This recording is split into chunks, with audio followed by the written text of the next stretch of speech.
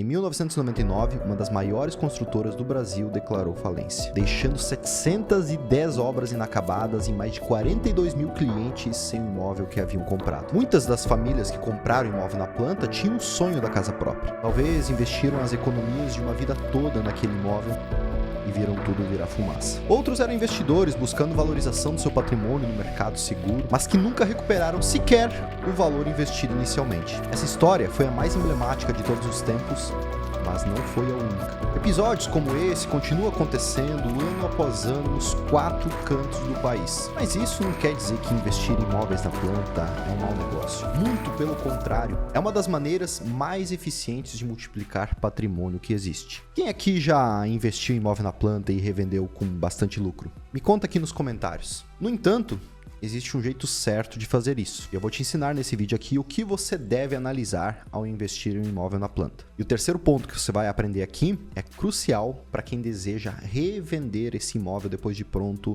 objetivando lucro. Primeira coisa, antes de a gente falar da empresa, do produto, do mercado, da região, veja se esse empreendimento tem patrimônio de afetação. A Lei 10.931 de 2004 veio para proteger você, consumidor adquirente de um imóvel na planta, contra esse caso dessa grande incorporadora que quebrou em 1999, lesando um monte de pessoas. Consiste, basicamente, na segregação, na separação, na divisão do patrimônio daquele empreendimento que você aportou recursos, objetivando ter um apartamento lá no futuro, do patrimônio da incorporadora, da construtora e de outros empreendimentos pelos quais aquela mesma empresa está fazendo. Ou seja, se a empresa quebrar, talvez em outro projeto dela, talvez na pessoa física do incorporador, na pessoa jurídica, o empreendimento que você adquiriu não quebrou. Ele não vai para a massa falida. E aí você vai se reunir com os outros condôminos, com os outros adquirentes das unidades para concluir a construção daquele empreendimento. Eu sei que isso ninguém quer, né? Mas dos males o menor, ao menos você não perde aquele valor que você investiu.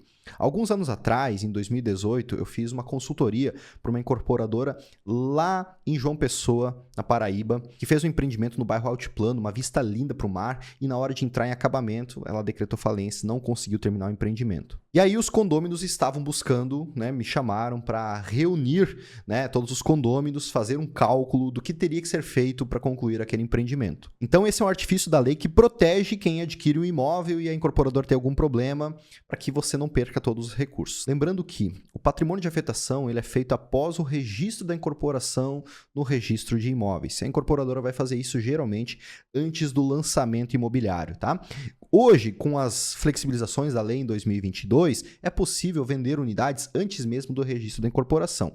O formato de reserva de unidades, que é um nome bonito para dizer que está havendo um contrato de compra e venda entre o investidor e a incorporadora, tá? Mas se você for adquirir nesse momento, não tem problema, só saiba, pergunte, questione ao corretor de imóveis, ao incorporador, se ele vai fazer o registro do patrimônio de afetação após o registro da incorporação também. E aí, se ele dá uma balançada, uma gaguejada, não saber o que falar, aí reconsidere o seu investimento, tá? Porque por mais que a empresa seja séria, seja idônea, esse é um artifício que protege bastante você e você vai ficar exposto a uma eventualidade futura, uma questão econômica, uma questão também interna da empresa de você não ter o empreendimento entregue. Segundo ponto que você deve analisar, o histórico da empresa pela qual você está adquirindo aquele empreendimento. E aqui não estou me referindo se ela tem um grande portfólio, se ela tem mais de 20, 30, 40, 50 anos de tradição, porque isso não é uma garantia de que você vai receber o empreendimento depois de pronto, tá? Eu já passei por isso em 2019, quando eu comprei um lote de uma incorporadora centenária do Brasil e eu não fiz o registro daquele contrato enquanto eu estava pagando na matrícula do terreno, a empresa decretou falência, eu perdi o terreno que eu adquiri. Então eu senti na pele o que talvez o receio que você tem hoje ou que você já passou. Por isso, ser grande não é o suficiente.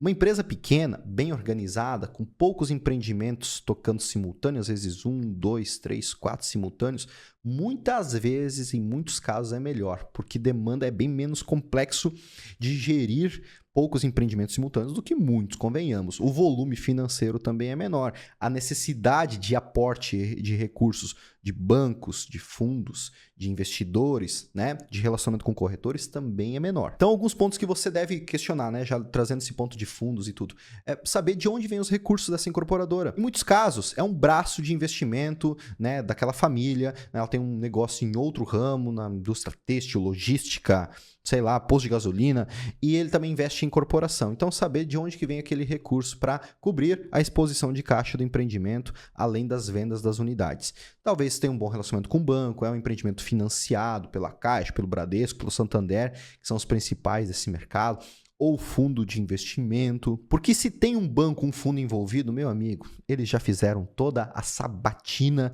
daquela empresa, já varreram tudo, já testaram até a tipagem sanguínea do incorporador para saber se o negócio vai acontecer. Às vezes os recursos vai vir de investidores, vai ser vindo das vendas das unidades, tá tudo certo. Eu faço isso desde 2017, tá? Então não tem nada de errado quanto a isso aí. Então você entender de onde vêm os recursos, quem está por trás dos projetos, se tem alguns investidores mais casca grossa que estão aí investindo junto para você ter tranquilidade. Porque aí, dinheiro não vai faltar. Mas não é só isso. Tem a área também de engenharia. Você tem que olhar como que está formatado isso, né? Qual que é a experiência daquele incorporador em referente a obras, tudo. Por exemplo, eu sou engenheiro civil, trabalhei como corretor de imóveis, durante 4 anos como corretor de imóveis, atuo no mercado imobiliário há 11 anos. Então, eu faço incorporação e não é uma coisa que eu tirei da cartola, vou começar, vou testar esse mercado, vou me aventurar. Eu não comecei ontem, não vou embora amanhã. Você tem que entender qual que é o histórico dos sócios dessa empresa, dos empreendedores e da equipe do corpo técnico para fazer aquele empreendimento sair do papel. É importante analisar, mas com ressalvas, o portfólio de empreendimentos daquela empresa, tá? Porque isso não garante que aquele próximo empreendimento vai estar tudo certo. Às vezes aquele portfólio maquia uma bola de neve, está sendo lançado novos empreendimentos para cobrir a exposição de caixa do anterior, tá? Isso não pode acontecer com o patrimônio de afetação, tá? Aquele recurso que está na conta para aquele empreendimento, ele não pode sair de lá até ser concluído o empreendimento. Então o patrimônio de afetação, o primeiro item que eu te falei aqui, ele já cobre isso, tá? Por mais que você tenha um portfólio robusto, essa incorporadora, tem que cuidar se ela tem patrimônio de afetação, porque daí cada empreendimento tem a sua própria contabilidade, seus próprios recursos, suas próprias rotinas financeiras. Outro ponto muito importante e negligenciado por grande parte dos investidores é atraso de obras. Você tem que saber se os históricos dessa incorporadora foi de atraso ou entregou no prazo ou mesmo antes, tá? Lembrando que a lei protege. Esse empreendedor pode atrasar até 180 dias aquele empreendimento. Depois disso, começa-se a cobrar multas, aluguéis, porque essas famílias estavam aguardando aquele imóvel para ir morar lá, teoricamente. E o atraso, ele esconde uma má gestão, uma má eficiência financeira, várias coisas. Então, preste atenção se a empresa acontece com frequência atrasos de obra. Esse é um ponto amarelo na análise do seu investimento. E o terceiro ponto, tão importante quanto os outros, a saúde da revenda.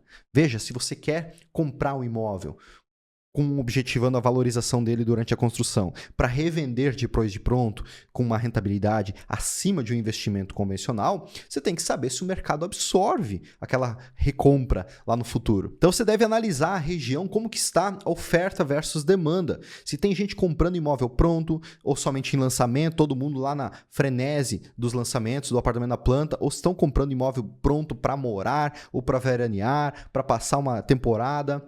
Se tem muito estoque pronto dessas incorporadoras, dessas construtoras para venda depois de pronto, isso também é um sinal amarelo. Por isso, busque para investir seus recursos em regiões de expansão do mercado imobiliário brasileiro, tá?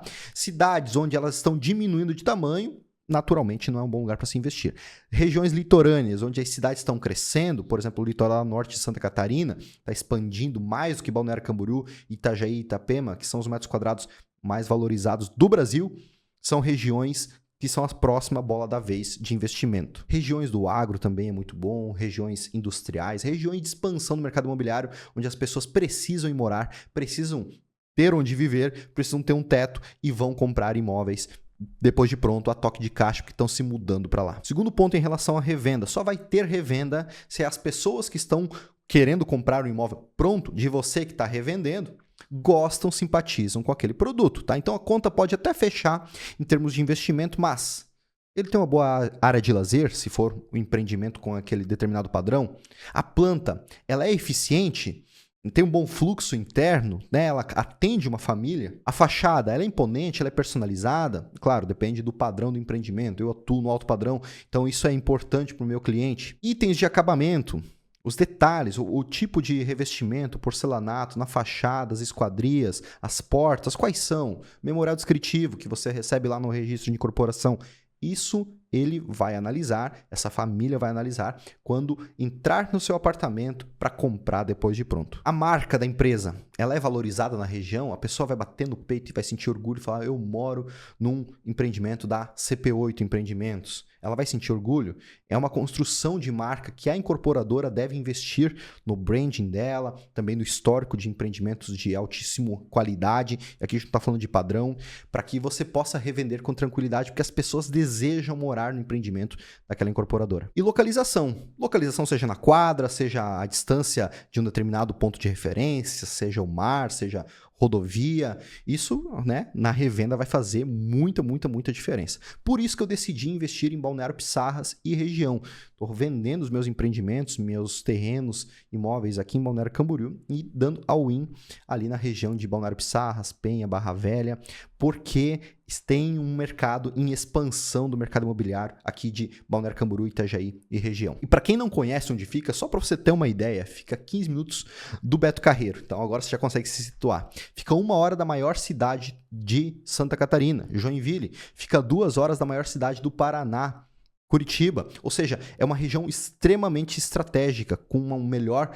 posicionamento também em relação a trânsito, a tráfego. Enfim, se você pretende investir em imóveis na planta, considere investir naquela região lá também, tá? Inclusive eu gravei um vídeo, tá em algum lugar aqui, para você assistir por que eu decidi investir em Balneário Pissarras. Então assista esse vídeo, porque eu tenho certeza que você vai gostar.